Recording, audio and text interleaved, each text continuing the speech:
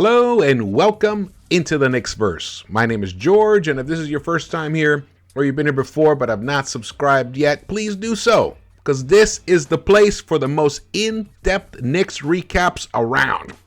So tune in, subscribe, turn on notification bell so you're alerted when I actually drop a video or go live, and thumbs ups. The thumbs ups are very much appreciated. Very much appreciate that. And your comments. I love the comments. I love to hear what you guys are thinking, your reactions to what I say, or things that I have overlooked. Definitely help me.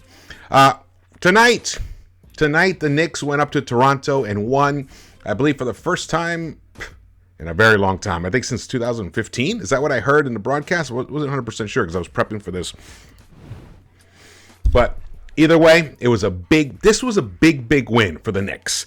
If you guys recall, we were on that 8-game winning streak, and we played the Toronto Raptors in the second game of a back-to-back right after we beat the Warriors, and we lost that game. And then that kind of sent us into a downward spiral, or not kind of, it did. We lost 5 in a row, and now we have won 4 in a row.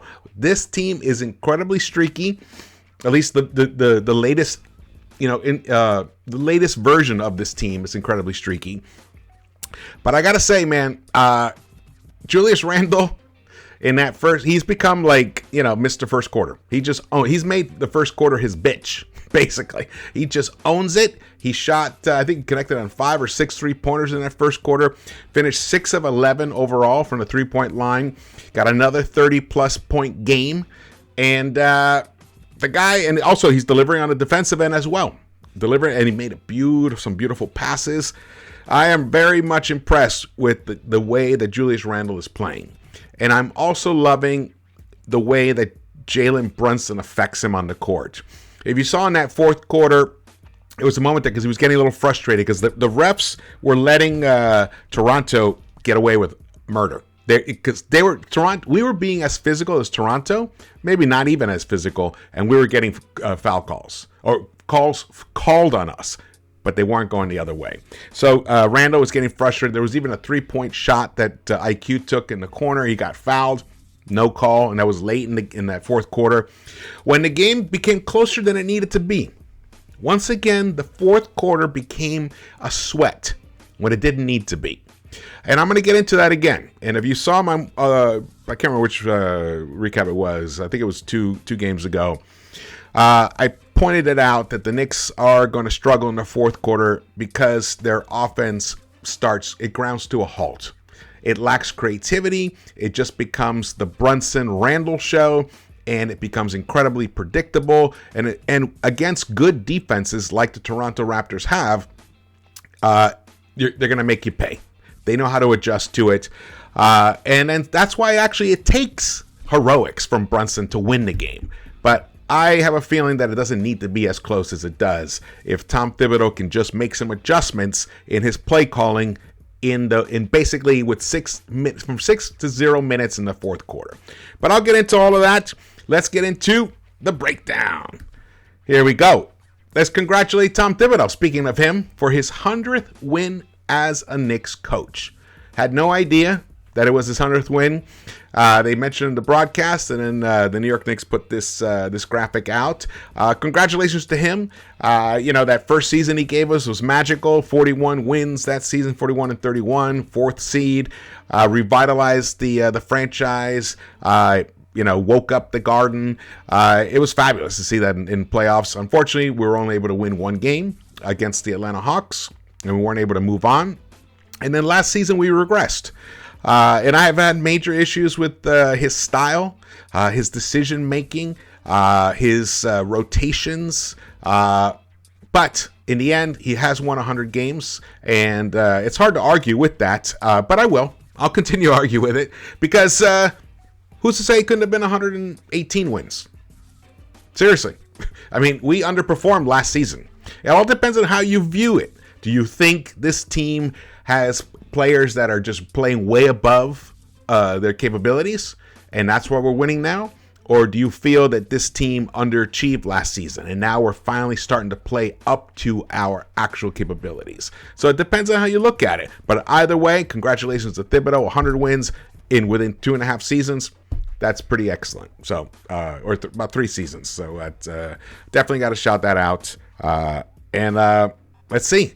And you know what? Here's the thing. As long as he is the coach of the Knicks, I'm going to root for him. I'm going to root for the Knicks. I'm going to root for every player that's on the team. I'm not,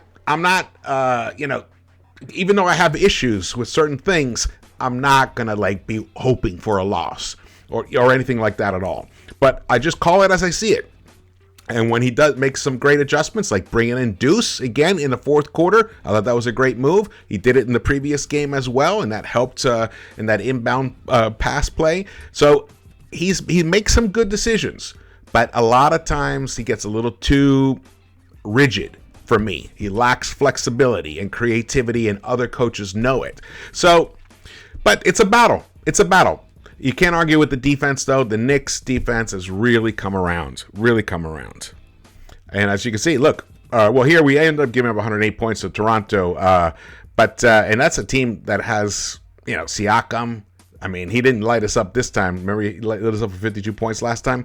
Fred VanVleet. This time they had Gary Trent Jr., who didn't play in the last game, and he played very well. So we'll get into it. We'll get into all of that. Let's check out some of these, the summary of the team stats here. You can see the field goal percentage. The Knicks shot 47%, which is good.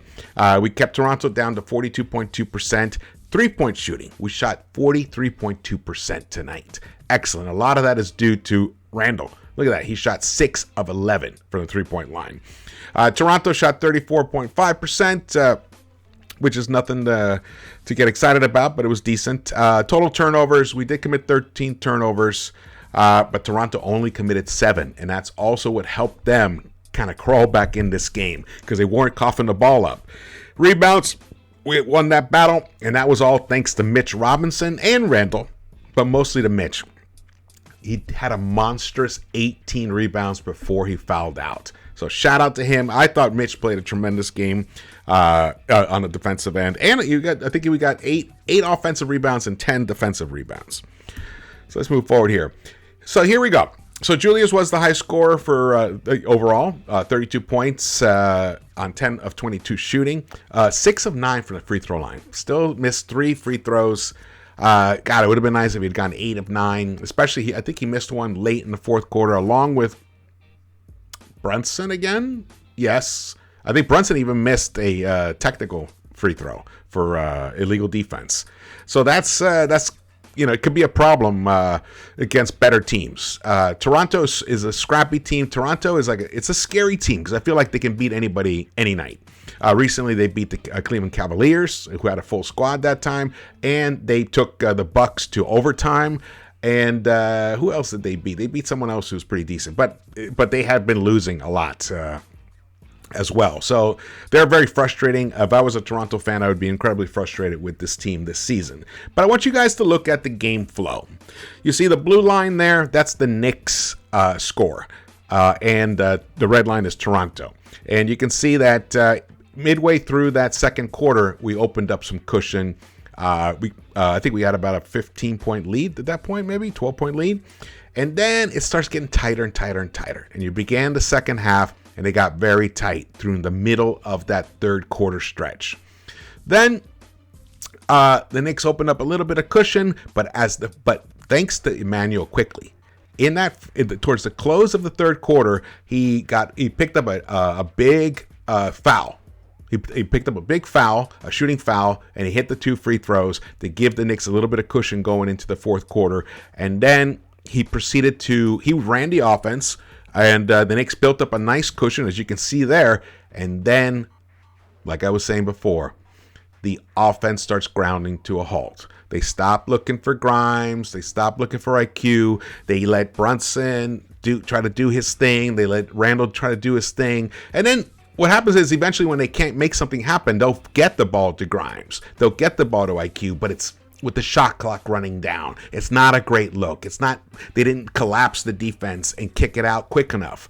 So it becomes very labored, the whole offense at that point. And then you have to factor in the minutes load. These guys become a little more tired as that fourth quarter comes around. They've been playing a lot of, I think Randall played the first 14 minutes of this game, or 15 minutes, I think, something like that, something crazy like that. So it's something that's going to continue to be a problem, but hopefully Thibs sees this, because what I see is an opportunity to shift Brunson into more of the role that he has had with the Mavericks, when Luka was the primary ball in offense initiator. Now, of course, he's off the charts in terms of his usage, and that offense is incredibly Luka-centric, which it's become even more so now without Brunson there. But back then, Brunson was the off guard. Brunson was the 2. And in the fourth quarters, I think that helps you, because in the fourth quarters, when teams are trying to get stops, all they have to do is put size on Brunson, and they clog him up, they blitz him, they force him to make a bad decision, and I think he committed 5 or 6 turnovers in this game. And again, even though it may not result in a turnover, it results in those shot clock, desperado heaves by somebody, whether it's Randall or whatever. It lacks a fluidity, the offense. Now, maybe over time, they can work through that. I hope so. And also, we're missing RJ. RJ helps a lot in those fourth quarters in terms of that as well, because you give it to him, throw him in the pistol action, and he gets to that basket, draws a foul, and hopefully he finishes or dunks it, or he finds the open guy out on the perimeter. So that's, we're missing that. Right now, it's a little too dependent on Brunson and Randall per se, especially in those fourth quarters late. As you can see here, Randall, like I said, 32 points, 11 rebounds for him. Look at it, 18 rebounds for Mitch. He finished with 10 points, hit both of his free throws. They were line drives, but they right in. Just right in. I loved it. 35 minutes for him, 40 minutes for Randall, 38 minutes for Brunson.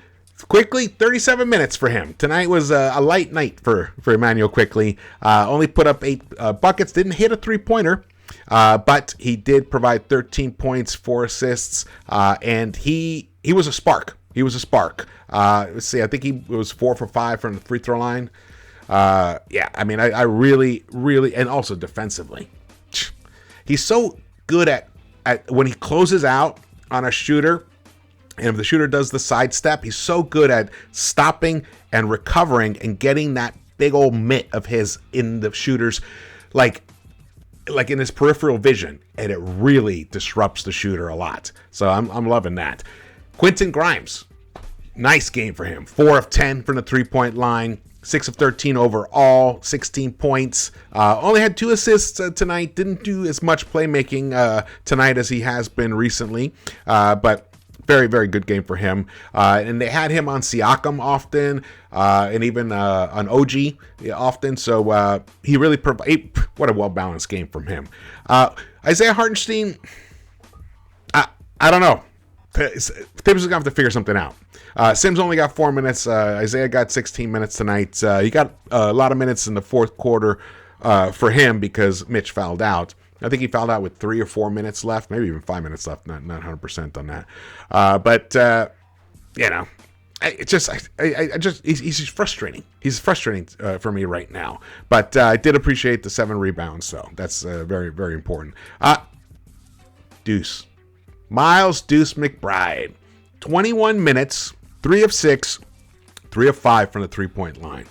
I love that at first, he kind of passed up a shot here and there, but this time in that second half, he did not. He snapped off. I think he hit 2. I think it was 2 of 3 from the 3-point line. And during that period of time, which I'll go into it during that period of time, the close of the third quarter and the first, 6.5 minutes of the fourth quarter, the Knicks opened up a nice little lead, which started disappearing.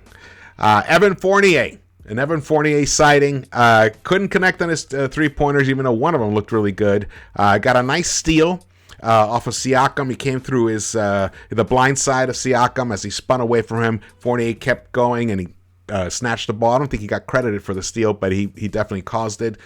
Picked up 3 rebounds and 2 assists, 4 points. Again, always defensively, he's a liability, but he wasn't as exposed tonight as we have seen him as of late. And now here we go. The plus minus. You guys are going to freak out when you see this plus minus. Look at Quentin Grimes' plus minus. A minus 19. minus 19. Brunson, a minus 15. Now, when you go back and look at this, here, you see when the Knicks build the cushion, that's when they were either off the court or not the primary. Well, actually, it must be when they're off the court, right here. And then when Toronto is able to close the gap, that's when they're on the court. That's a painful stat to look at. And I know there's people like, oh, the plus minus or whatever. Yeah, from game to game, it's not sure. Because look at Fournier. He was a plus 23. He was a plus 23 in his 12 minutes. But Deuce, plus 14 in his 21 minutes. Quickly, a plus 9 in his 37. And Randall was only a plus 2 in his 40 minutes, 40 total minutes. And when you think that the Knicks ended up only winning this game by 4 points, then that makes a lot of sense. Because how does a team lose a lead and let the other team claw back in if, the play isn't as crisp as it could be? So this is something definitely, it's a great win, but it's also a win that is a little bit worrisome. I feel that if we were playing a better team, a team more on a roll, a team that understands, where to go for a bucket when they need it, because that's something that they were struggling with. And Siakam was a beast the last time. He was not gonna replicate that. That 52 point or 56 point, whatever you got, 50 something point destruction of us. He didn't play like that tonight. But let's see how many points did he finish with? Only 18 points, 4 of 14, 1 of 4, and a lot of that credit to Grimes. But the thing is, Grimes is spending his time on Siakam and OG, so other guys stepped up, like Gary Trent Jr. and Fred VanVleet. So someone's going to get their buckets. It's going to happen. VanVleet, for him, that's a nice game because he's been struggling of late. 28 points, though only 3 of 9 from the three-point line. Not as efficient as you'd like if you're a Toronto fan. But got 8 boards and 7 assists. And Gary Trent Jr. was very, very productive for them. 4 of 8 from the three-point line, 8 of 16 overall for 27 points. He's probably going to get moved. I think Gary Trent Jr. is a trading, potentially will get traded if the Toronto doesn't turn this around in the next 3 weeks or so, 2 or 3 weeks or so. That's what I'm predicting there. Let's go to the team stats. As you can see, we kind of rolled through most of these already, but one thing I wanted to show you again, the free throws. Knicks shot under 70% once again from the three-point line. Yeah, we out-rebounded Toronto, which is nice, but the assists, only 19 dimes. And you'll see in the fourth quarter that there were very few assists in the fourth quarter. Blocks, 4 to 3. Mitch had some nice blocks, some beastly blocks, man. The turnovers, we allowed 17 points off our turnovers. We only recouped 11, so it was a minus 6 right there. Fast break points. This was a startling stat for me. It didn't seem like that we were that bad on transition defense, but there it is. The numbers are there. 19. We allowed 19 fast break points, and we only got 3 in this game. So that's a minus 16 for us. And we lost the points in the paint battle again, 42 to 30. Last time I think it was 62 to 42 or something. So we lost it by 20 last time. Here we lost it by 12. Fouls ended up being even, but I think Toronto should have been called for more fouls. They were much more egregious and handsy, and they got away with murder. And you can see, we once had a 17-point lead and had to hang on to win this game by 4. Now, I want to get to this tweet. Fred Katz tweeted this out. He feels this is relevant information.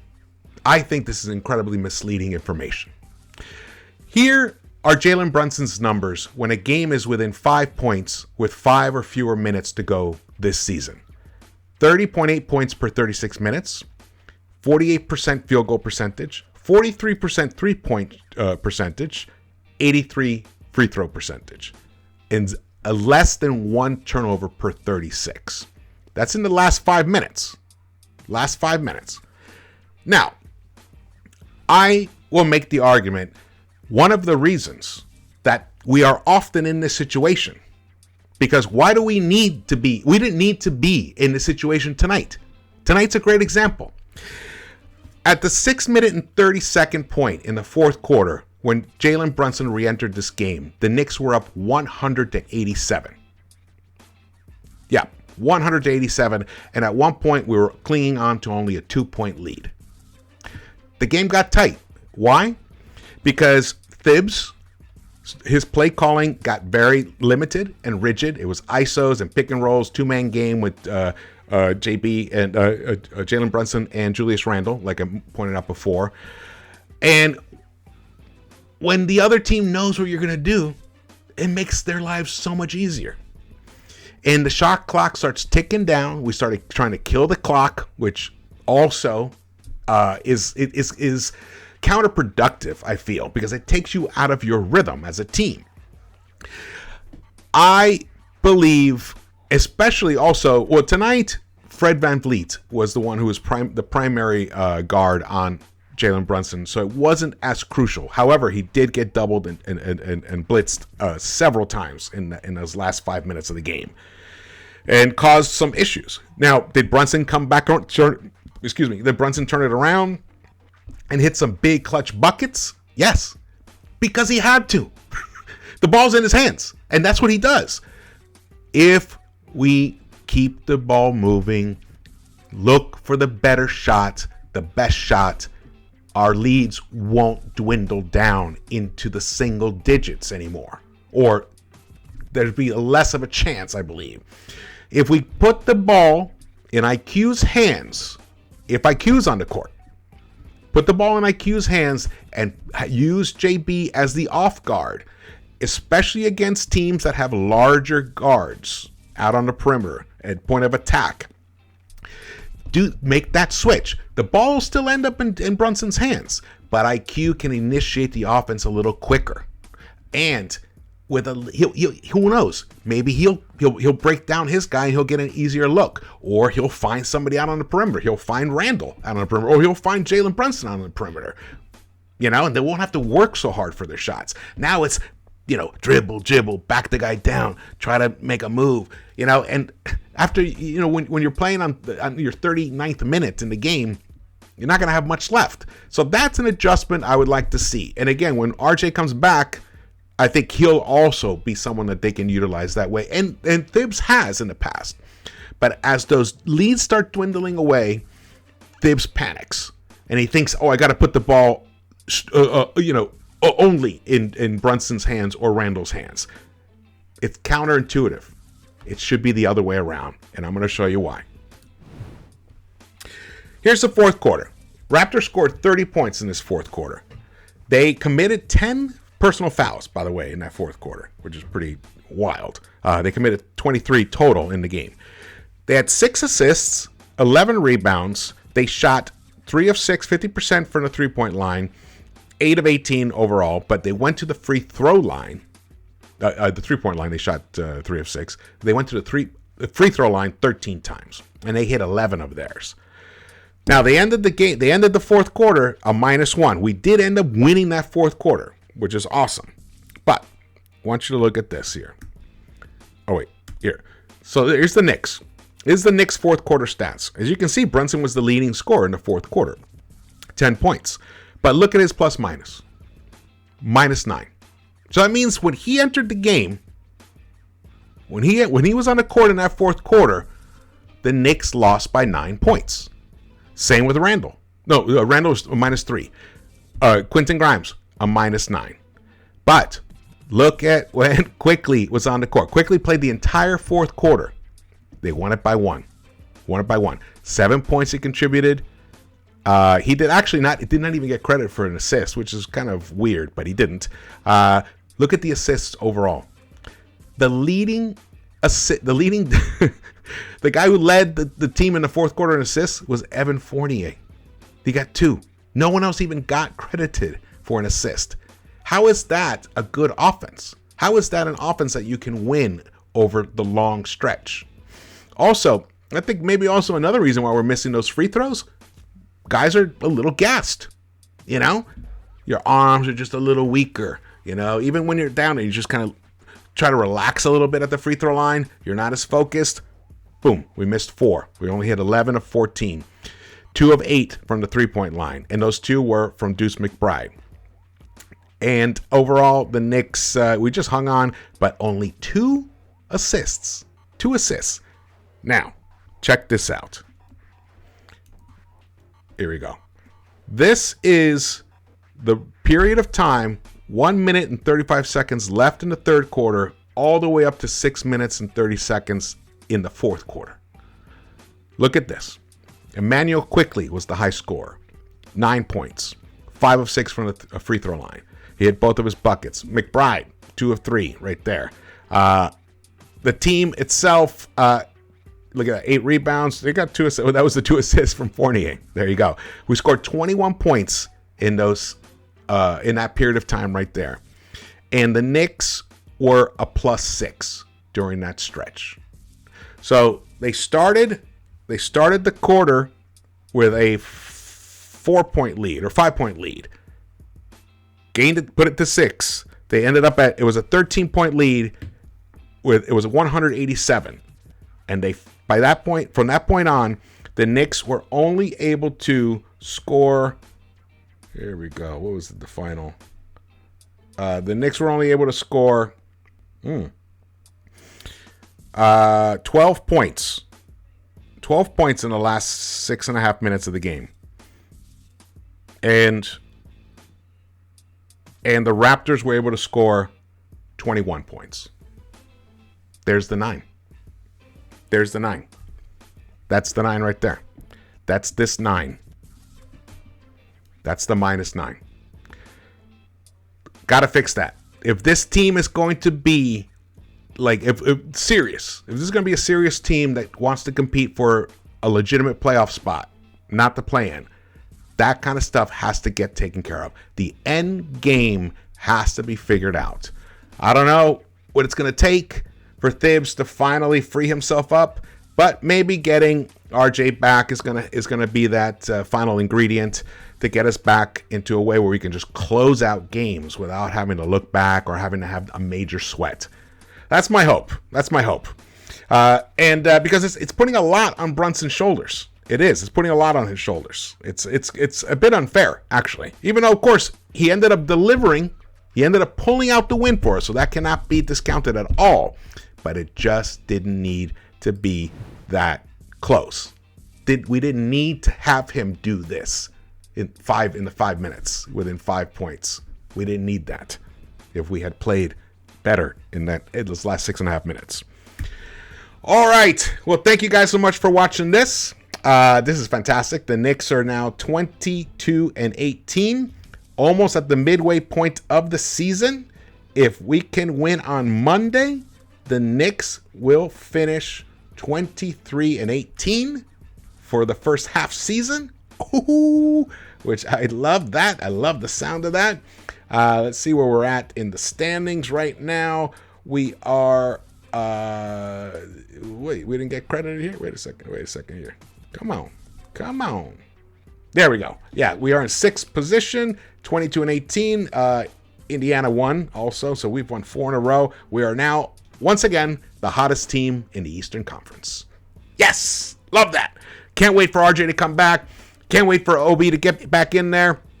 I hope Thibs makes the adjustment and he limits Hartenstein's minutes and gives those to Obi, and we still get to see some Sims in situational in moments when we need his physicality. I liked what I saw from Sims during this stretch of games. I feel like he's beginning to get phased out. Like tonight, he only played 4 minutes or something like that. So I still want to see him get some minutes. So let's see. Maybe Thibs will go to a 9.5 man rotation. We'll see. All right. Thank you guys so much for watching this. Again, my name is George. Please subscribe. Follow me on Twitter. There you go.